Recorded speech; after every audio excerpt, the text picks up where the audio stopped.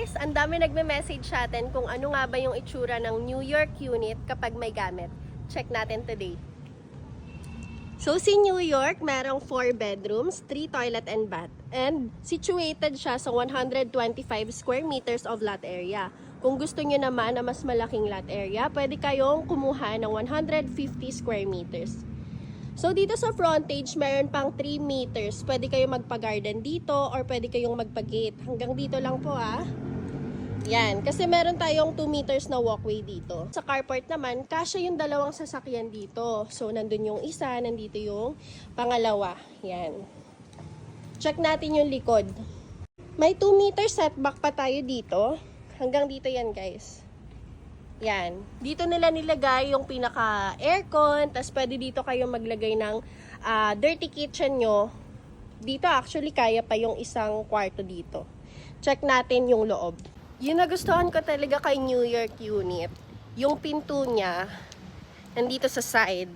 So you have space here. Pwede nyo lagyan niya ng storage, ganyan, yung mga shoes. Yan. Check natin yung loob. Yan. Look at that. Very modern, minimalist design.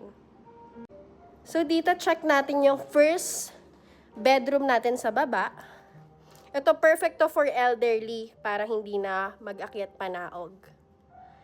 Yan. Pwede nyo rin to i-transform as your office. Yan. Kasi dito, ito na yung living area nyo. Now, kung gusto nyo pa na mas malaki ito, pwede tayong mag-request na wag na to ilagay, yung partition.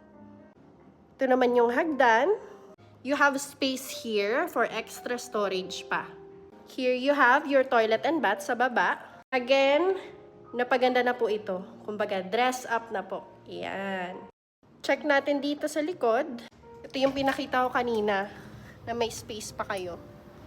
Going over here, nandito ang inyong kitchen. Yan. And then, here's your dining. Up to 6 seaters yung kasya dito. Check naman natin yung second floor. Look! Tingnan nyo, ang ganda nung ginawa nila dito. High ceiling. And dito sa second floor, 3 yung bedroom natin. Nandito yung common toilet and bath.